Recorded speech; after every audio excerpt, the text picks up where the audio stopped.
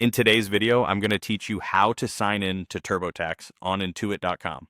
By the end of this walkthrough, you'll feel confident getting to your TurboTax account quickly and safely. First, open your preferred web browser and head to the official TurboTax sign-in page on Intuit.com. It's important to make sure you're on the genuine site for your security. Look for the Intuit domain in the address bar and a secure connection symbol. If you're typing the address yourself instead of using a search engine, that's even better for avoiding lookalike pages. Once you're there, consider bookmarking the sign-in page so you can get back to it in one click next time. On the home page, look toward the upper right corner of the screen for the sign-in link. It's usually easy to spot and clearly labeled.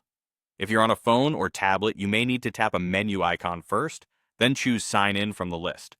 Take a moment to be sure you've selected the standard TurboTax sign-in option so you're heading to the right place. Now you'll see the sign-in screen. Enter your user ID and your password. Your user ID is often the email address you used when you first set up your TurboTax account, although some people chose a unique ID. Type it carefully and watch out for extra spaces or common typos. For your password, remember it's case sensitive, so make sure caps lock isn't on accidentally.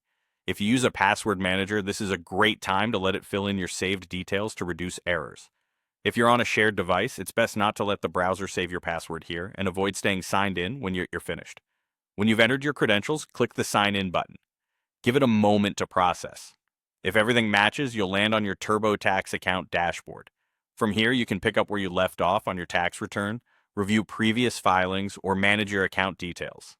If you ever see a prompt to confirm your identity, that's a normal security measure. Just follow the on-screen instructions provided by Intuit. That's all there is to it. Go to the official Intuit sign-in page, select Sign In, enter your user ID and password, and click Sign In to access your dashboard.